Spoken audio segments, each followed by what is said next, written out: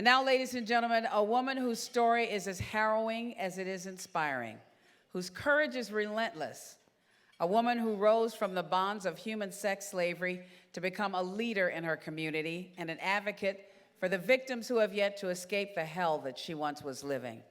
It is my pleasure and honor to welcome to the stage the founder of the Sowers Education Group, a woman who fights daily to erase human sex trafficking through action and awareness. She is the phenomenal Rachel Thomas.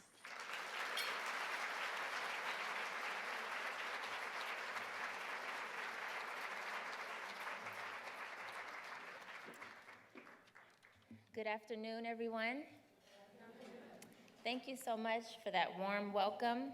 I am truly honored to be here today among such phenomenal role models and leaders and change makers and singers, right? Not singers, singers. Thank you, Ms. Tata Vega, for ushering in the spirit. And, right.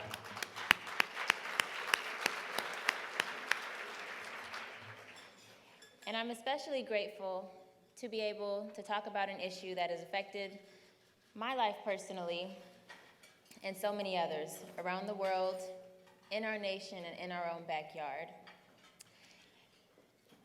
So usually, by nature and by training, I'm a teacher. So I usually have my lesson plan and my PowerPoint and my clicker and about 2 or 3 hours to lay it all out. But I have 10 minutes today with you, and I want to talk about what's most important to everyone in this room. We've heard a few statistics about human trafficking, and I want to tell you a few more. Worldwide, there are an estimated 27 million human trafficking victims.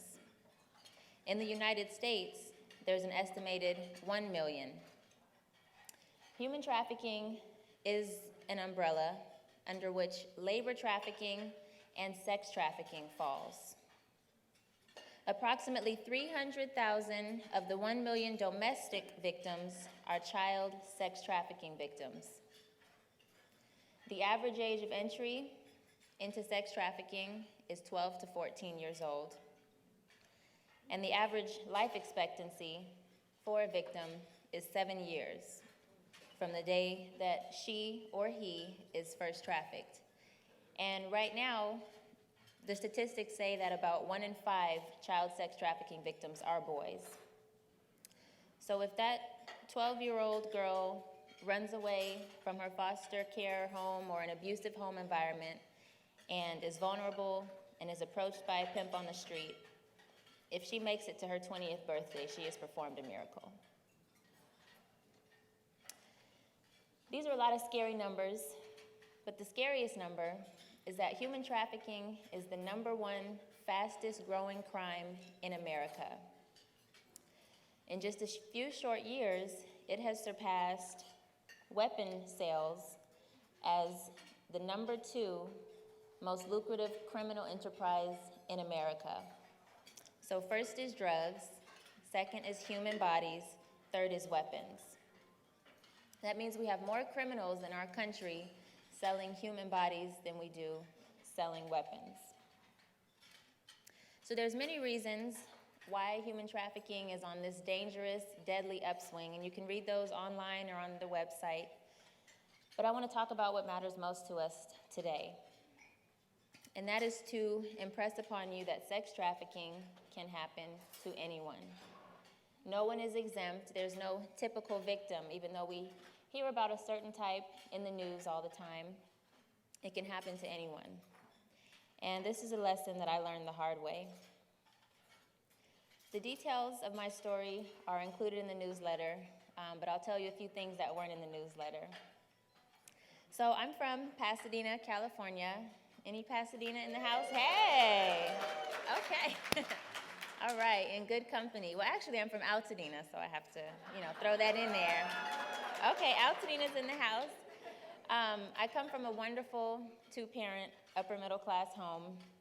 My dad is a church deacon. My mom's a lawyer. He went to USC. She went to UCLA, so they call it a mixed marriage. They were excellent. I had never experienced any abuse in the home. My parents raised my sister and I to be strong, smart young women. In high school, I played volleyball, I ran track. I was a finalist for the Rose Parade Court. I was voted prom queen. I worked really hard and got a I don't want to lie, I got a 3.8 GPA. And it was in my junior year at a top 20 university when I was approached by a man. I was at a popular college hangout with some friends. He came up to me wearing a three-piece suit. He was polite, he was well-spoken, and he gave me a business card. He told me I was beautiful and that he could jumpstart my modeling career and that he knew talent when he saw it. And he believed in me and my potential so much that he wanted to invest in my first photo shoot, and he guaranteed me that he would get me my first paid modeling gig within a month. So I was talking with the other models that he was there at the lounge with, and it seemed like a really good offer, so I took him up on that offer. And from that night, just 5 short weeks later, is when I was forced into human trafficking. The definition of sex trafficking legally is causing a person to engage in commercial sexual exploitation by use of force, fraud, or coercion. In just 5 weeks, I had succumbed to his fraudulent modeling agency scam and also the force. Violence and threats to harm me, to kill my parents, to open lines of credit in my name, to do all kind of evil things that I didn't even know people had the potential to do. Being from a sheltered, happy home, I didn't know people could be so evil. But at that 5-week mark, I had succumbed to force and fraud, but it was 5 months after that when I had succumbed to the coercion. And that's the psychological aspect, when I believed that I was a worthless piece of property, that there was no escape and no hope for redemption. Fast forward another 5 months. One of the other victims of this trafficker, thank God, got the courage to go to the police. I got involved with the case, worked with the FBI, testified to the grand jury, did some undercover work, and then when it got too dangerous for me to stay living with my roommate where I had to go back to the only place I could go, which was home. And thank God I have a home, because so many of the victims don't. So this was 2 weeks into what was supposed to be my senior year. And the entire time of my experience, I talked to my parents 2 or 3 times a week.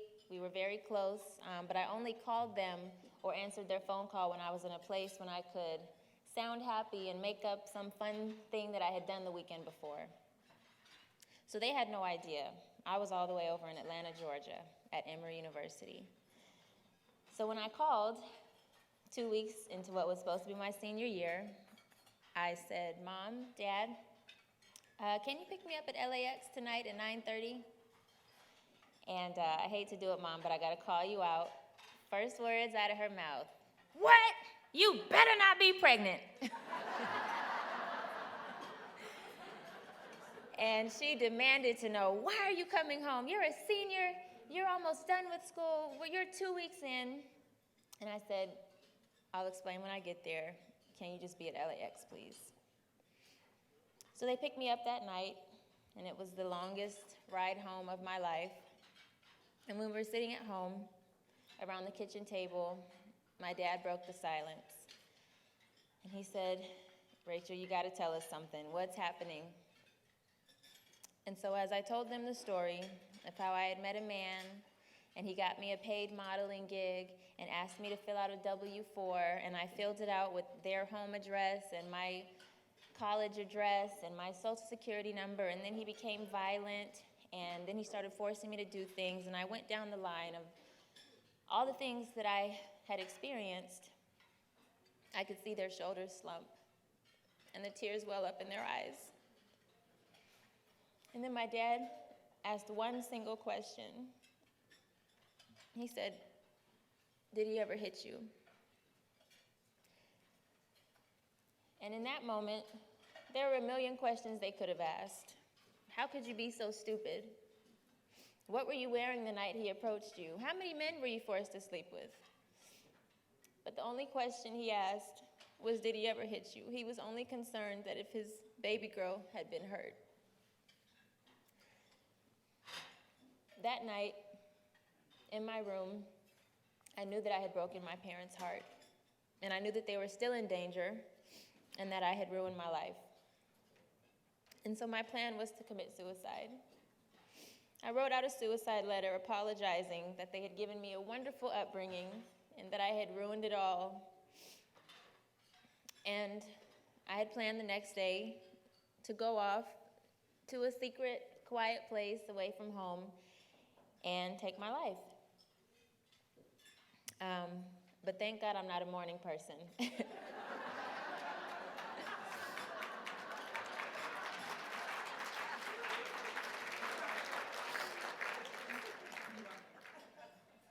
They woke me up before I could get up, and they had breakfast made, and they called me to the table, and it was silent and awkward.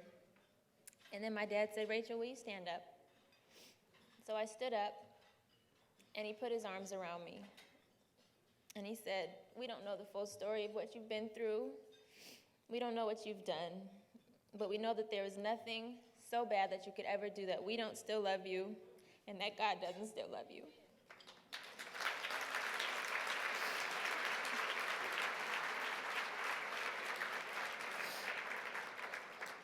And with that simple message, I had the courage to know that restoration is possible. And that's the same stance that we all need to take when we think about the girls that are being victimized. It can easily be our daughters, our nieces, the girl next door. Don't wait till it hits home to think of these girls as your baby. Think of these boys as your babies. We have a responsibility to help prevent this crime, to help criminalize the Johns and the buyers and the traffickers who are getting off with slaps on the wrist, to change some of these laws. There's a million ways to get involved. And number one, for all the parents and mentors in here, familiarize yourself with pimp tactics. Know the signs of grooming, the signs of trafficking. We're all in a position to save a life. So whether you get involved by creating an awareness event, helping pass legislation, writing a check to the YWCA, who is doing wonderful work in our community and empowering survivors, do something. Because the only thing necessary for evil to triumph is for good people to do nothing. Thank you.